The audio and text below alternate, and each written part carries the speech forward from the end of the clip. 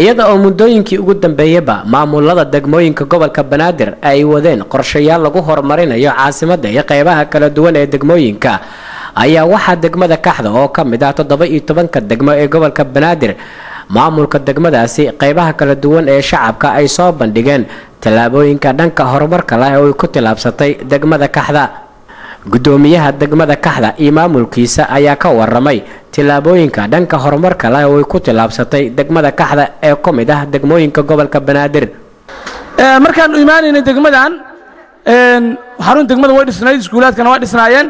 boolis degmada ay leedahay oo qornaa ma aysan jirin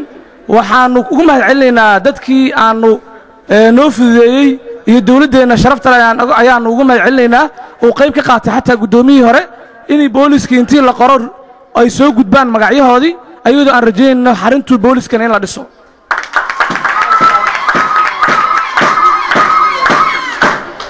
waxaa noo suurta gashay intaanu joognay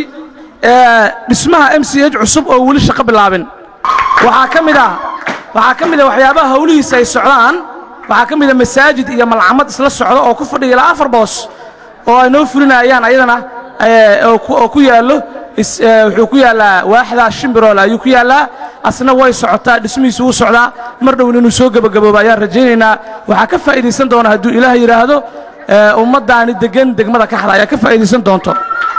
qaybaha kala duwan ee shacabka degmada Kaxda oo munaasabadaasi ka hadlay ayaa dhankooda bidhaamiyay dhanka horumarka ee degmada Kaxda laakiin muhiimaddu waxay tahay inaan wax soo qabanay waxa inoo dhimanna aan qaban doono haddaan nahay dadweynaha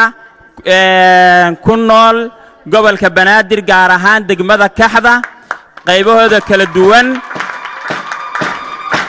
inaan qabsan doono waxyaabaha naga dhiman